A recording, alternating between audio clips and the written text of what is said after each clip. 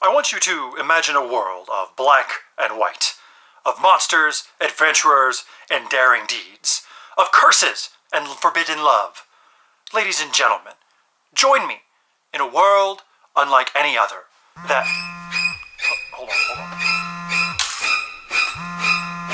What? Hello? What? Really? Oh, all of them? Holy shit, yeah, definitely. Yeah, yes. Okay, alright, bye. Oh, what the hell? Ooh, we got a surprise today. We gotta get all this, get rid of all this. Okay, let's get horrified. Ladies and gentlemen, we don't have a lot of time before my guests show up, so let's go ahead and get into this. Horrified by Ravensburg and Prospero Hall is a cooperative game in which you or a handful of players are going around through all of the old Universal monster movies to do the various things, which we'll get to talk about later. Now, the Universal monster movies are something that I have honestly never seen, but you are absolutely familiar with the various monsters herein. Now, before our guests get here, let me take you down to the table real quick and show you exactly what you're going to be doing on your turn. All right, so after you have picked your various character that tells you how many actions and special locations and where they start, you take them and you put them on their starting space. Easy peasy. Then what you're going to do, depending on the monster that you can pick up to 2, 3 for a regular game, or you can do as many as you want because it's your fucking game. You do what you want. But if any of them has any special placement, that's actually listed on the back of the monster card to show you how to set that up. On your turn, very easy, ladies and gentlemen. You got actions. You're going to fucking do them. That's just what they do. You can move.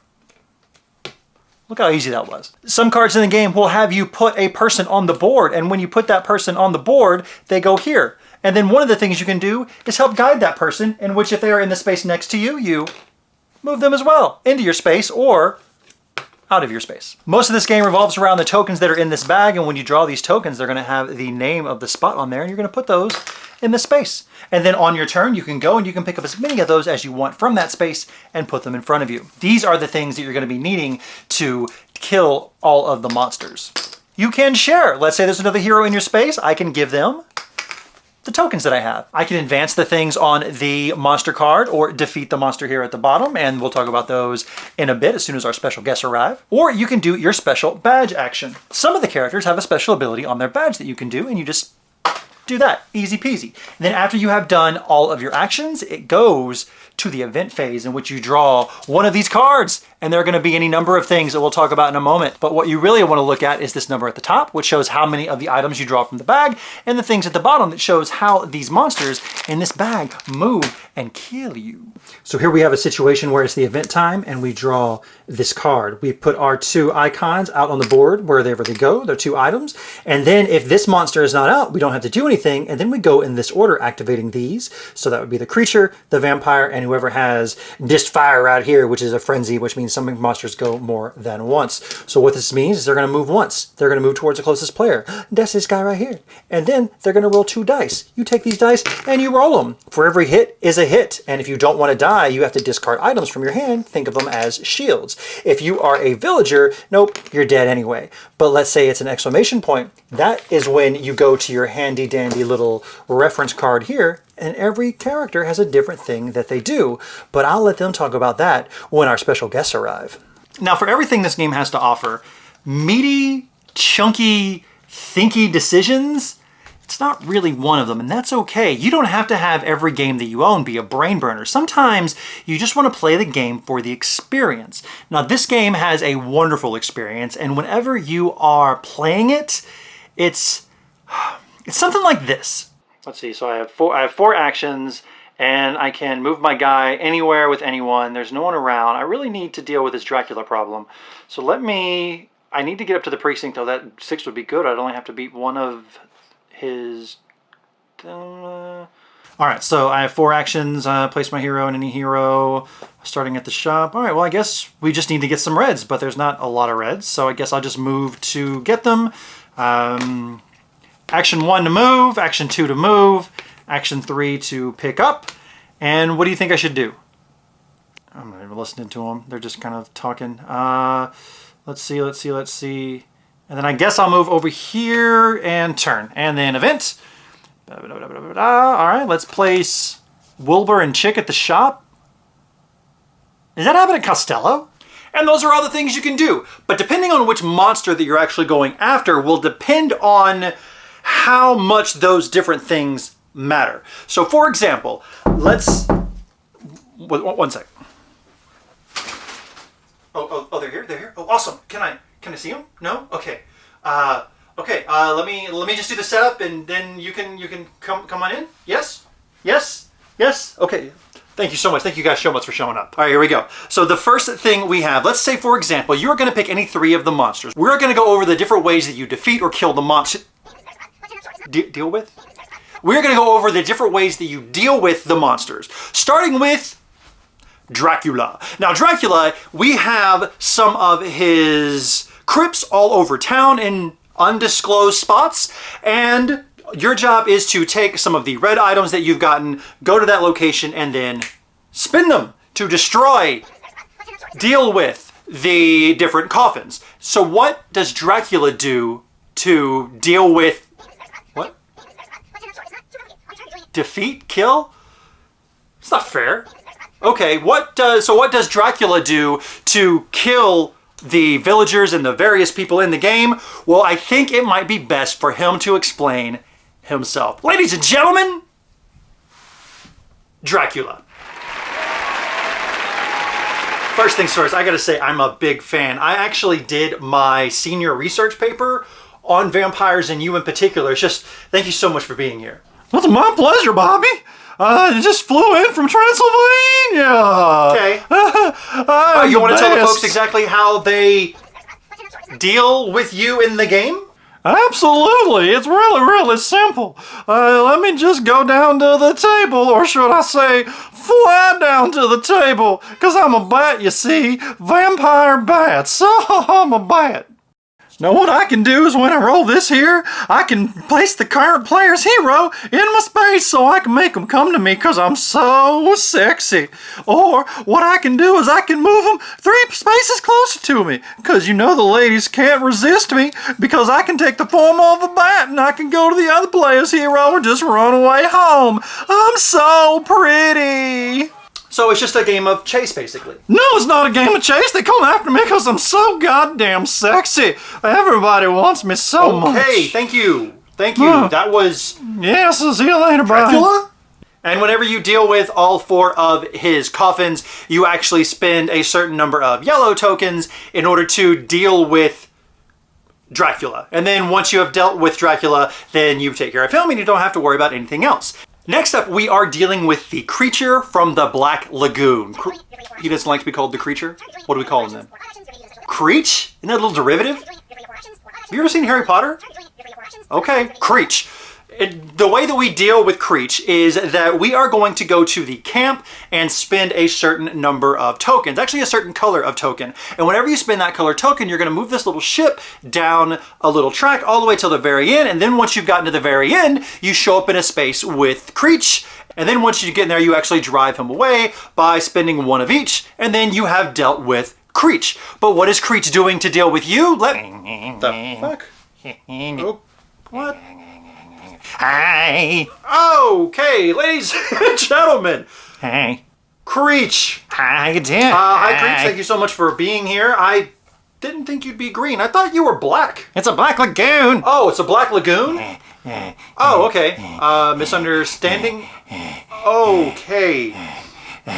So Creech, how do you deal with the players on the board? What are you really doing with them? It's really easy. I go to the lagoon. Let me show you.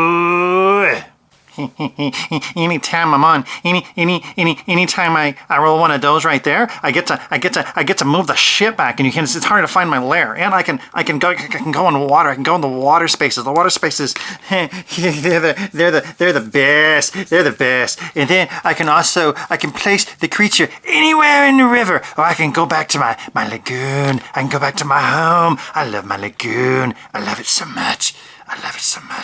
And just to be 100% clear, you don't smell that right now, right? I don't have a nose. Oh, you were born without a nose? Okay, I'm so sorry. It's okay. Thank you so much for... I gotta smell dick. Okay, all right. So that was gross. So that was Creech. Thank you, Creech, so much for being here. So if you can deal with Creech and Dracula, they are the ones that you recommend that you play on your first game. And when I played it on my first game, it was easy. We defeated or dealt with both of them, and it was easy peasy. Next up, we have one of my favorites. Ladies and gentlemen, we are going to be dealing with the Wolfman, a man of circumstance. And what you're doing is you are actually going to go around town to find different blue items with different colors, and you have to get 2 1s, 2 2s, and 2 3s, and use actions to kind of make a cure. And once you do get that cure, you can go to him, spend a certain number of reds, and then you have cured the Wolfman. Now, I have been told that the Wolfman doesn't need curing, that he's perfect just the way that he is, but he would like to explain it himself. Now, if he would be so kind as to go ahead and come in here and let me know how you would like to deal with all of our wonderful villagers who'd love to just help you out today. Hey, everybody, I'm a Wolfman. Wow, okay. Hey, bro, I'm Wolfman. I'm gonna go in and do all this thing, Are you bro. always screaming? Yeah, otherwise you can't Okay, hear yes. me. All right, I'm gonna go in and tell you about how to do this. Here we go. I'm gonna just come down here. Ow! You don't even know what I'm saying. I don't even know what I'm saying. Let's go ahead, go down to the table. Let me see what I get. All right, so listen up, bro. Anytime I'm in space here, if I roll this little thing, what I can do is I can actually hit everybody in the space, and everybody gonna die from the Wolfman. Or anything I can do, I can actually put a curse on somebody, and I can move them towards me. Oh, I'm gonna fuck all these people. I'm gonna kill them. I'm gonna eat them. I'm gonna fuck them. Okay, clearly he has a lot of anger issues that he needs to work out. And all right, well, thank you so much for joining us, Mr. the Wolfman. And all right, next up we have the Invisible Man. Now, when it comes to this game, the Invisible Man might be my favorite person because he actually dictates a little bit of the flow of the game. What you have to do, you have to go to different places around town and pick up various items for you to find evidence, and then go to the precinct, give that evidence based on the location, and then once it's done, you'll actually be able to trap the Invisible Man. Now, the Invisible Man would like to come in, and from what I hear, he is a wonderful gentleman, and he's actually going to come in and tell you how he is going to make your life a living hell by the... Oh, what? How you do today, huh? Yeah. Thank you so much for being here. Of course, you like my clothes? You like my pants? Go ahead, look at my pants. You're not wearing pants. But I'm invisible. How do you know I'm not wearing pants? I know you're invisible, but I can tell you're literally not wearing pants. Are you sure? It's very good. No, I don't want to see it. You can see with all of your eyes. They are very kind. No. Fuck, just tell him. I am a simple man. Anytime I got to do anything, I can go here and I get to move 2 spaces towards that closest villager. They never see me coming. Yes. Or if you play any of the cards are the same. I am the thief, you see, and I go here and I take all of the things for me. Oh, yes, I take them all. You'll never see me coming. Get it coming? How did he make his clothes disappear? I didn't think he could do that. Okay, well, bye, Mr. Invisible Man. And oh, he's still bye, here. you son of a bitch. Okay, bye. Thank you, bye, rascal. Next, we have the Frankenstein and Bride. Now, this one is really, really interesting because they actually start on different sides of the map, and their goal is to try to get towards each other, but they can't get towards each other until they have found their humanity. So you have to go to the space with them and spend a certain token color to kind of crank up this little dial until they're happy, because if they meet beforehand, they'll fight. And... what? Come on, man. Really? Yeah. For just a second, maybe? Fine. All right, come on. Ladies and gentlemen, Frankenstein and the Bride, they are... Hey, what's up, bro? clearly, I guess... Yeah. God damn, Like, hipsters. Totally. All right, so yeah, you guys want to tell them kind of what you're about? I don't need to deal with this right now because I have a petty appointment in 15 minutes, so... Frankie, can you deal with this? No. No? All right, we're just gonna go. Come on, man. At least tell them what you can do, like to hurt them. No. And No. We're gonna... Did you literally text me a picture of your cards in the game? Son of God. Damn it. Anyway, so they're going to be doing different things to basically move them towards each other, because if they move them towards each other and they get too close and they touch, they actually harm each other and hurt you, and the terror goes up and they have to go back. I guess I'll do this one since these goddamn hipsters are too lazy to do anything else. So whenever you roll the exclamation point, they actually move towards each other, and all of their cards have them moving towards each other. They don't really hurt you, but you do have to keep them apart because they are really useless on their own. All right, and ladies and gentlemen, last but not least, we have the mummy. Now the mummy, what you have to do is you have to go to the museum, spend a certain number of yellow items, and that number will give you a certain amount of deals to move this little board thing where you're trying to put the scarabs on the right number. All he does is really just annoy the crap out of, oh, here he is, let him tell him. Come on, man, that's not necessary. That's, hey. Hey, mummy. What's the matter? What? You don't see? All right.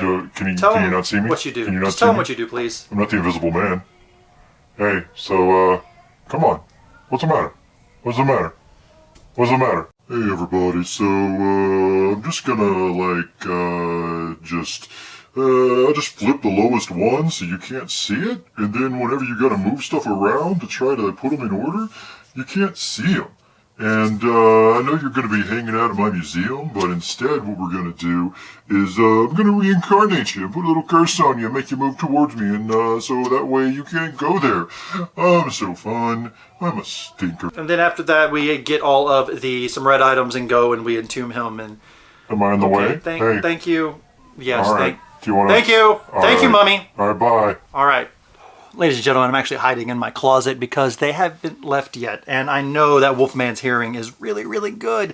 What I'm doing now is I'm going to let you know my favorites of the monsters and my least favorite of the monsters. As I mentioned, my favorite monster, Invisible Man. I love the idea how he dictates the flow of the game. Most of the game is dictated by your ability to go and just get the things, but this one you actually have to wait and maybe stall a little bit, and that could be detrimental because if that deck runs out, you lose. My second favorite would be the Bride and Frankenstein. I love the idea of keeping them apart, them starting on opposite sides of the board, and me trying to do everything just to get them away, because what they didn't tell you is once we actually adjust their humanity, I get to move that person away a few spaces as well. And it's just a really thematic, fun kind of thing to do. And it's a lot of extra moving parts and an extra body on the board to keep you from just staying in one spot for too long. Next up, the coolest person is actually the Wolfman in all his roided out glory. I love the idea of having to go to the lab, but you have to go and hunt these blue things to fill it in, get the cure, and then go and meet him. It's a very simple idea, but it's more than just go to a space and do a thing. You have to go to multiple spaces to get multiple things to do the one thing. Next up, we have Dracula. I love Dracula in general, as I mentioned when I nerded out over him.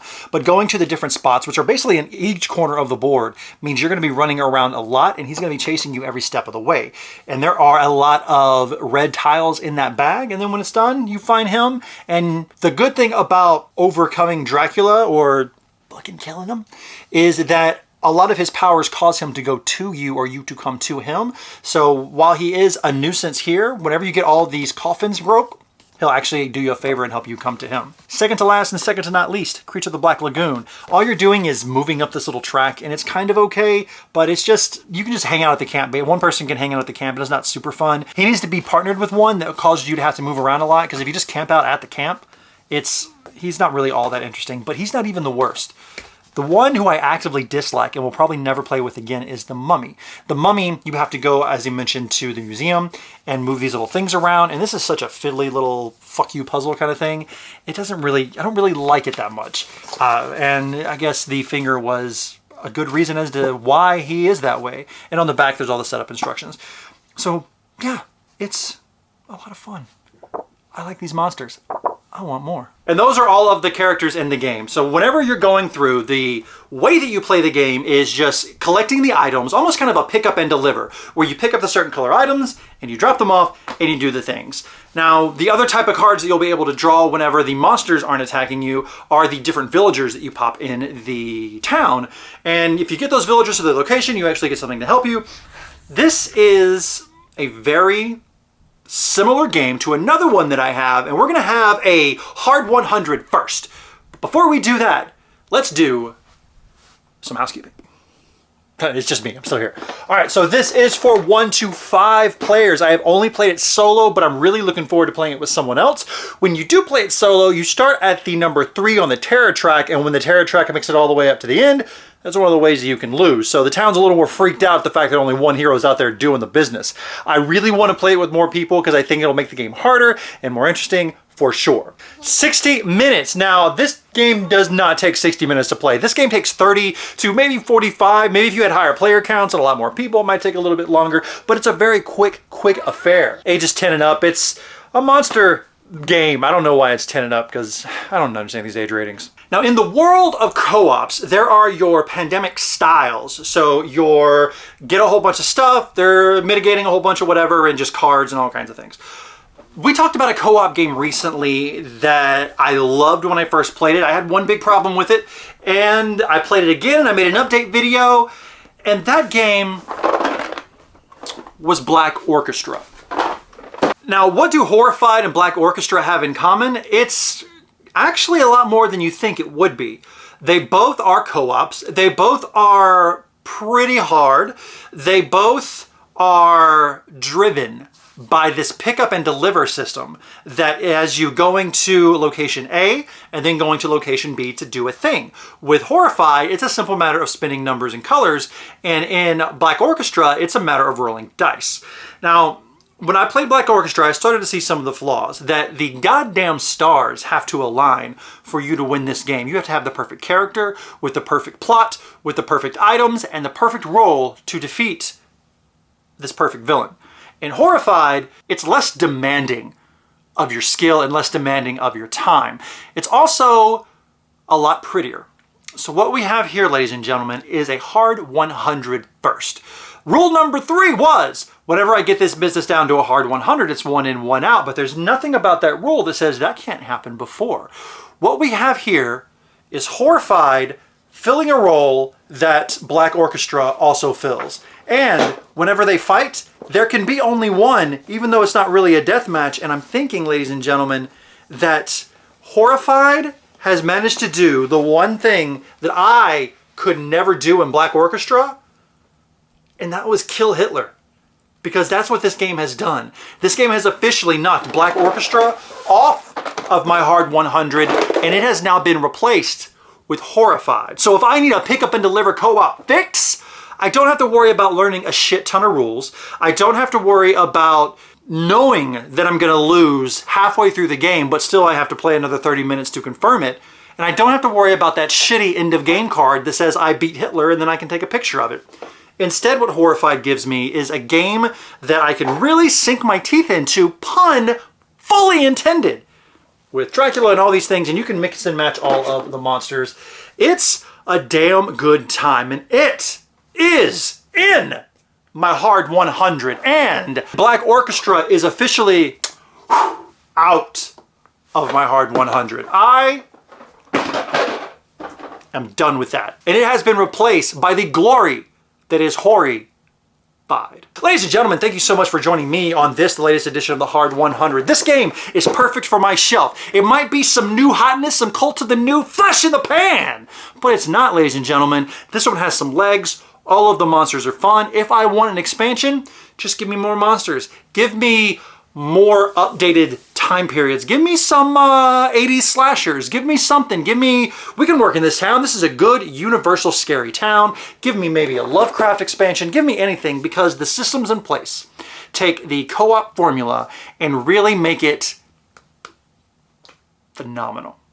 So ladies and gentlemen, thank you so much for joining me on this latest edition of the Hard 100. I hope you and yours are well. Thank you to our special guests for joining us as well. And peace out.